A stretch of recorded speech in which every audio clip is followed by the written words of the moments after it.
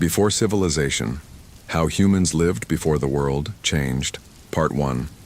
Before the first city, welcome to the sleepy chapter, and my name is Alex. Tonight, I want you to imagine a world that existed long before roads, before cities, before electricity, and long before anyone had ever heard the word civilization. A world without clocks, without borders, without crowded streets, without screens glowing in the darkness. There were no apartment buildings rising into the sky, no cars passing through the night, and no distant sound of airplanes moving above the clouds. There was only the earth, the wind, the trees, the rivers, and small groups of human beings slowly learning how to survive. So, wherever you are right now, allow yourself to become comfortable. Let your breathing become slow. And imagine that the modern world is becoming quieter behind you. Very quietly, we are going back, not hundreds of years, not thousands, but tens of thousands of years, to a time before civilization had truly begun. The sun is just beginning to rise. A pale orange light appears beyond a distant line of hills. Mist rests gently over a wide valley. There is a river moving slowly through the grasslands, carrying cold water between stones. Nearby, beneath the shelter of trees and branches, a small group of humans is beginning to wake. They do not know what year it is. They do not know what century they are living in. In fact, they have no reason to measure time that way at all. Their world is measured differently, by sunrise, by sunset, by seasons, by hunger, by rain, by the movement of animals, and by the warmth of the fire. The fire is still alive from the night before. A few red pieces of wood glow softly beneath a layer of ash. One of the adults slowly reaches toward it and places a dry branch over the embers. A tiny flame appears, then another. Soon, the fire begins to breathe again. This simple act is important. Fire is warmth. Fire is light. Fire can cook food. Fire can keep dangerous animals away. And during the coldest nights, fire can mean the difference between waking in the morning and never waking at all. The people around the fire know this without needing to explain it. Their knowledge is not written in books, it is carried in memory. A child learns by watching an older person. A young hunter learns by following someone more experienced. A mother teaches which plants are safe. An elder remembers where water can be found during the dry season. Everything they know has been learned through observation, through mistakes, through survival. The morning becomes brighter. Birds begin calling from the trees. Somewhere in the distance, an animal moves through the grass. The small group begins preparing for another day. There is no breakfast waiting in a kitchen. There is no refrigerator filled with food. Food must be found. That is one of the greatest differences between their world and ours. For us, hunger can often be solved within minutes.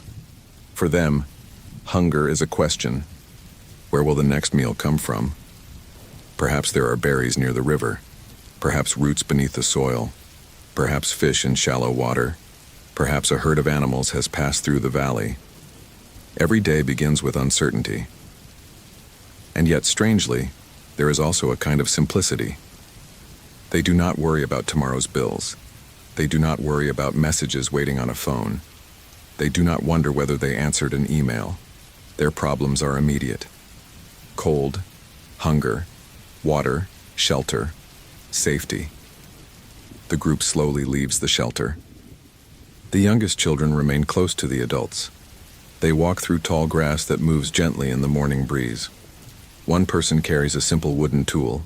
Another carries a small collection of stones. Someone else carries a container made from natural materials. Everything they own has a purpose. There are no closets filled with clothing, no shelves filled with objects, no rooms filled with things that have not been touched for years. Their possessions must be useful, because carrying unnecessary weight makes traveling harder. And traveling is part of life. These early humans do not think of themselves as settlers. They do not own the valley. They do not draw invisible lines across the land and say, "This belongs to me." The land simply exists, and they move through it. Sometimes they stay in one place for several days, sometimes for weeks. And sometimes when food becomes scarce, they leave. The idea of home is different too.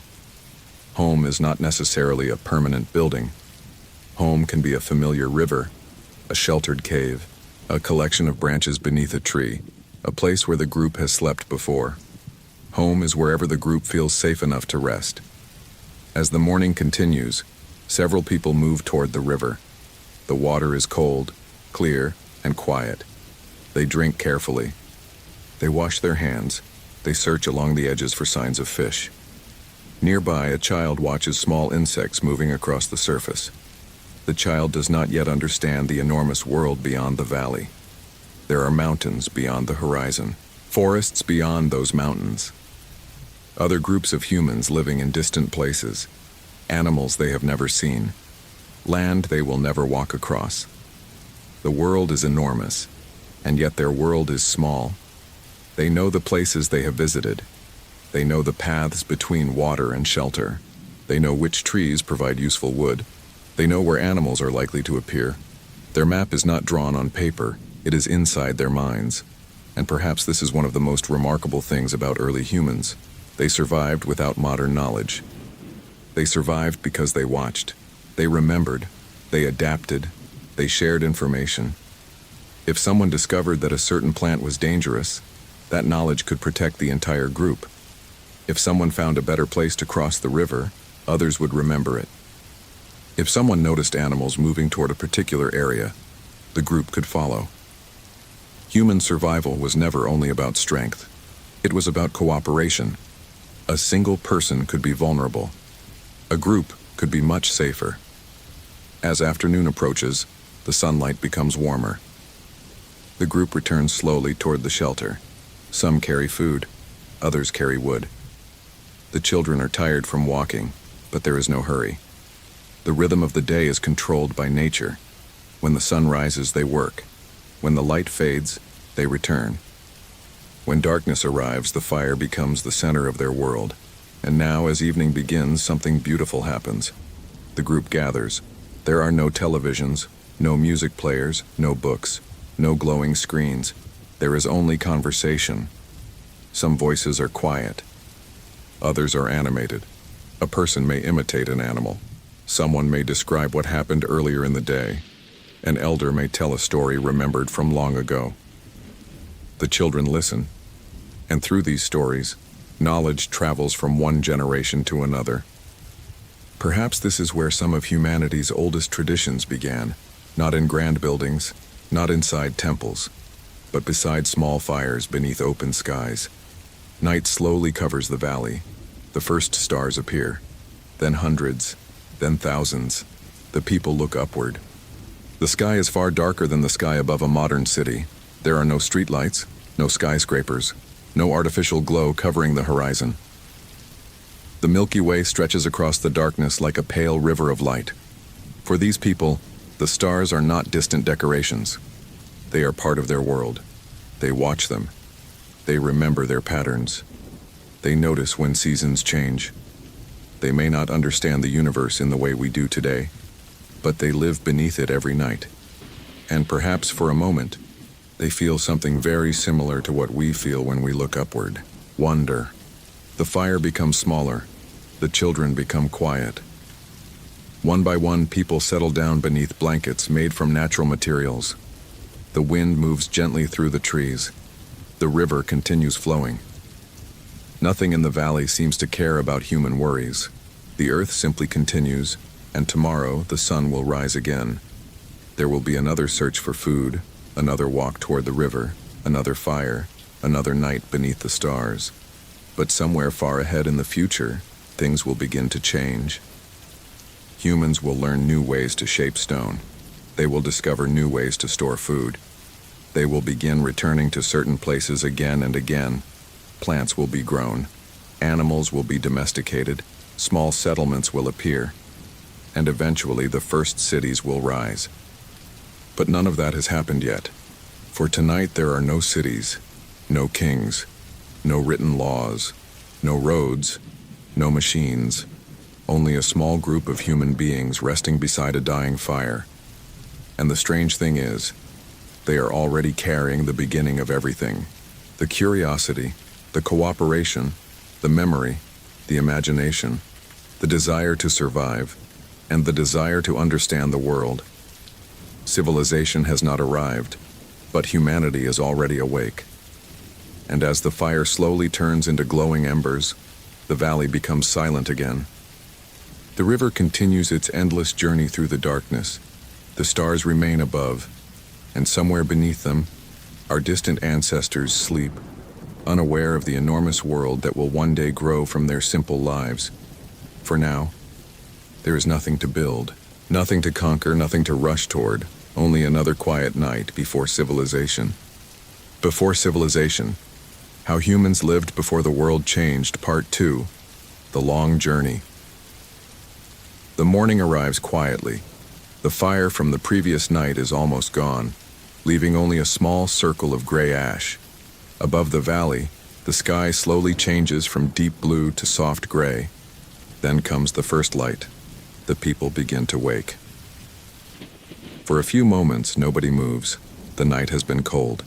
The ground beneath them is hard, but the warmth of another morning is already approaching. One of the adults rises and walks toward the river. The others begin preparing for another journey. Today they will move. There is less food in this part of the valley now. The berries are becoming scarce. The animals have moved farther away, and the group has learned something that humans would understand for thousands of years afterward. When the land changes, you must change with it, so they gather what they can carry: wooden tools, sharp stones, food, water, small bundles of useful materials, nothing more. There is no wagon waiting for them, no road, no map, no sign telling them where to go. They simply remember. A distant hill, a narrow valley, a river that flows toward another source of water. Their journey begins. The group walks slowly through the morning. The adults move first. Children remain close. An older member of the group follows behind. Every few minutes, someone looks around, not because they are afraid of the silence, but because the landscape is always changing. A broken branch can mean an animal passed recently. Footprints can reveal a direction. Birds suddenly becoming quiet can sometimes mean something is nearby. The world speaks in small signs, and these people have learned to listen. After several hours, they reach a forest. The trees are tall. Their branches form a green roof overhead. The sunlight enters in thin golden lines. The air feels cooler here. The group slows down. Forests are useful places. They provide wood, fruit, roots, nuts, shelter, but forests can also be dangerous. The people move carefully. They know that they are not the strongest creatures in this world. There are predators. There are poisonous plants. There are cliffs hidden behind trees. There are rivers that can rise suddenly after rain. Survival means respecting the land, so they do not rush. They observe. They learn. They continue. One of the children notices something moving near a tree. It is a small animal. The child stops. An adult gently places a hand on the child's shoulder. There is no need to speak loudly. The group has learned to communicate through movement. A glance, a hand gesture, a change in direction. Even silence can carry information. They continue deeper into the forest. Eventually, they discover a place where the ground is dry and sheltered. There is evidence that another group may have rested here before. Old ashes, broken branches, a few pieces of stone. Perhaps they were left by people who passed through many seasons ago. For a moment, the group pauses. They are not alone in this enormous world. Other humans are moving across the land too. Some may travel along rivers. Some may live near mountains. Some may follow animals across open plains. They may never meet, and yet they share something. The same need for food, the same need for warmth, the same fear of danger, the same desire to protect their children, the same mysterious curiosity about the world. As the day continues, clouds begin gathering above the forest. The wind changes, leaves begin moving faster. Then the first drops of rain fall, at first only a few, then more. The group searches for shelter. They find a large rock formation with a shallow space beneath it. Everyone gathers close. The rain becomes heavy. Water runs down the rocks. The forest darkens for a while. The world outside disappears behind a curtain of rain. Inside the shelter, the group waits. This is another lesson early humans have learned. Sometimes survival means doing nothing. Waiting for the storm. Waiting for daylight. Waiting for the land to become safe again. A child sits quietly beside an adult. The sound of rain fills the shelter. There is something peaceful about it. Even in a world without modern comfort, there are moments of stillness. Moments when nobody needs to run. Nobody needs to search. Nobody needs to fight. They simply listen. Rain against stone. Wind through trees. Breathing in the darkness. Eventually the storm passes. The clouds become lighter. The forest begins to shine. Every leaf is covered in water. The ground smells fresh. The river has grown wider, and the group prepares to continue. But before they leave, something unexpected happens. One of the adults notices a small plant growing near the shelter. It has familiar leaves. The group recognizes it. They know it can be eaten. They have seen it before. Someone carefully gathers a few. This simple act may seem ordinary, but knowledge like this is incredibly valuable. Every generation remembers something. Every generation adds something. A person discovers a plant. Another learns how to preserve it. Someone else learns where it grows. Eventually, knowledge becomes tradition, and tradition becomes a foundation for the future. The group continues walking. By late afternoon, the forest begins to open. Beyond the trees is a wide plain. The horizon is enormous. Golden grass moves in waves beneath the wind. Far away, a herd of animals crosses the land. The people stop. Nobody speaks. They simply watch. The animals are far away. But they are food. The group studies their movement. Not every hunt succeeds. Sometimes the animals are too fast. Sometimes the distance is too great. Sometimes the weather changes. Sometimes the humans simply make a mistake. Failure is part of life, and every failure teaches something. Where not to go, when not to move, which direction the wind is traveling, how quickly an animal can run. The lessons accumulate slowly, over years, over generations. Human beings are becoming better observers, not because they are stronger than nature, but because they are learning to understand it. As evening arrives, the group settles near a small stream. This will be their home for tonight. They gather dry wood beneath the trees. A fire is built. Food is prepared. The children sit close to the warmth, and once again, the darkness arrives. But tonight the sky is clear. Stars appear above the plain. The people look upward. Perhaps they wonder where the lights come from. Perhaps they create stories about them. Perhaps they simply watch. We will never know exactly what they thought, but we do know that humans have always looked upward, always wondered, always searched for meaning in the world around them. The fire burns quietly. Someone begins telling a story. Perhaps it is about a dangerous animal. Perhaps it is about a journey. Perhaps it is about an ancestor who lived many seasons ago. The children listen carefully. They will remember parts of it. Years later, they may tell the same story to another child, and that child may change it slightly. A little detail added here, another detail forgotten there. Over time, stories become larger than the people who first told them. This is how memory travels, not through books, not through recordings, but through human voices. The night becomes colder. The group moves closer to the fire. One person adds another branch. The flames rise. For a moment, the darkness around them becomes bright. Then the fire settles again. The people are tired. Their journey has been long. Tomorrow they may continue toward the mountains, or they may follow the river. They do not know yet, and perhaps that uncertainty is one of the defining features of their world. They cannot see far into the future. They simply live one day at a time, one season at a time. one journey at a time. Thousands of years later, humans will build roads that stretch across continents. Ships will cross oceans. Machines will fly above the clouds. Cities will glow through the night. But tonight, none of that exists. There is only a small fire, a quiet stream, a group of tired travelers, and a sky filled with stars. The people slowly fall asleep. The fire becomes smaller.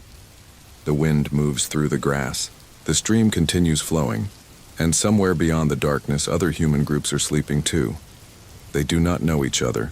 They may never meet, but they are all part of the same long human story, a story that has not yet reached its cities, a story that has not yet discovered farming, a story that has not yet created writing, a story that is still walking, still searching, still learning. And somewhere in the distance, beyond the hills and forests, a new chapter is waiting. The first permanent settlements, the first fields, the first villages, and eventually, the first cities. But not yet. For now, humanity is still moving beneath the stars. Slowly, quietly, one step at a time. And as the night deepens, the ancient world becomes still. The stream whispers beside the sleeping camp. The stars remain above, and the long journey continues. Before civilization, how humans lived before the world changed. Part 3. The first seed's morning returns to the ancient world. The small fire has become a circle of warm ash. The travelers wake slowly, one after another. The air is cool. The grass is covered with tiny drops of water. And beyond the trees, the first sunlight begins to touch the hills. For many generations, their people have followed the same rhythm. Find food. Find water. Stay safe. Move when necessary. Rest when possible. But something is beginning to change. Very slowly. Almost invisibly. The humans are starting to notice that the land can give them more than they once imagined. They have always collected plants. They have always searched for berries, roots, seeds, and fruits. But now, some people are beginning to notice what happens after the seeds are dropped into the ground. A plant grows, then another, and another. At first, nobody thinks much about it. Plants have always grown. That is simply what plants do. But human beings are curious creatures. They notice patterns, they remember, and eventually someone begins to wonder, what if we help the plants grow? It is a very small question, but small questions can change the world.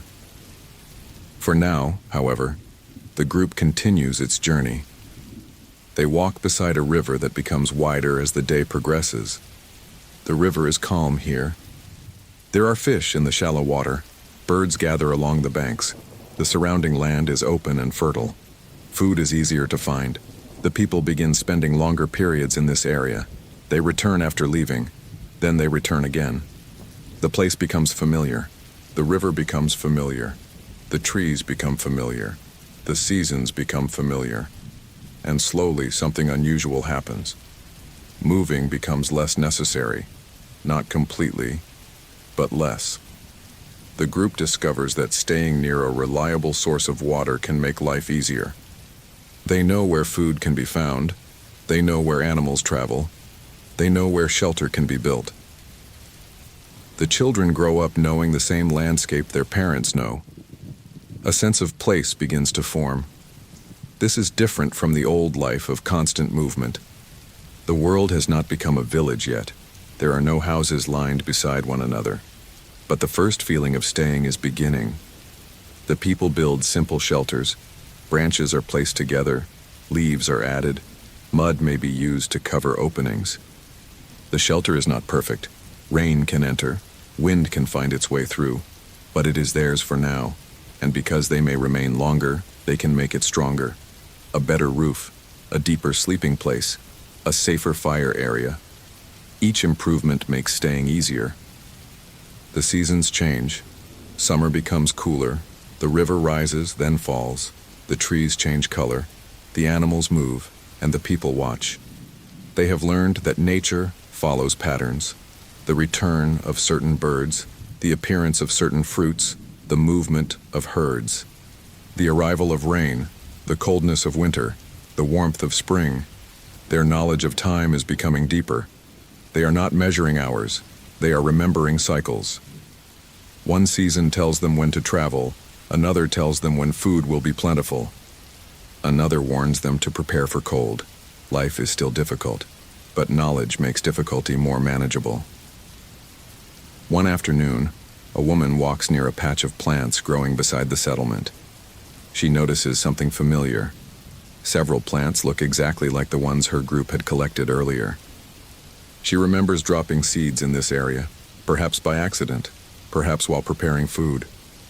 She kneels down, touches the soil, and watches the plants move gently in the wind. There is no dramatic moment, no sudden discovery, just a quiet observation. The seeds they leave behind can grow. The idea begins spreading through the group. Maybe they can return to the same place. Maybe they can place seeds where they want them. Maybe they do not always have to search for food. This idea will take generations to fully develop. But the first step has been taken. Human beings are beginning to cooperate with the land in a new way. They are no longer only collecting what nature provides. They are beginning to influence what nature provides. The difference is subtle, but enormous. Meanwhile, another change is happening. Animals are becoming familiar with human settlements. At first they remain far away, then they come closer. Small animals search for scraps. Birds gather near food. Some creatures become less afraid. Humans begin observing them too. Which animals are dangerous? Which can be followed? Which can be approached? Which can be useful? Again, the process is slow. There is no single day when the world suddenly changes. Instead, thousands of tiny decisions gradually reshape human life. Stay here a little longer, plant a few seeds, save some food, return next season, build a stronger shelter, remember where the water is, remember where the animals go, remember what worked, and remember what failed. Over time, these memories become knowledge. Knowledge becomes tradition. Tradition becomes a way of life. The settlement grows, not quickly. Perhaps only a few more shelters appear. A few more families arrive. Someone builds a place for storing food. Another person learns how to shape stone more carefully. Someone discovers that certain materials are better for making tools. Every improvement is small, but together they change everything. The evenings become different too. Instead of preparing to leave every night, people begin planning for tomorrow in the same place. They can leave tools behind, they can store food, they can build, they can repair, they can create. And perhaps most importantly, they have more time to think. With greater stability comes new kinds of questions. Who are we? Where did our ancestors come from? Why does the river rise? Why do the stars move? What happens after death? Why does the sun disappear each evening? The human mind has more room for imagination, and imagination is powerful. Stories grow. Symbols appear. Simple marks may be made on stone or clay. People begin giving meaning to objects. The world is becoming more than a place to survive. It is becoming a place to understand. One evening, the settlement gathers near the fire. The day has been peaceful. Food has been prepared. Children play nearby. An elder watches the flames. The person remembers a time when their people traveled constantly.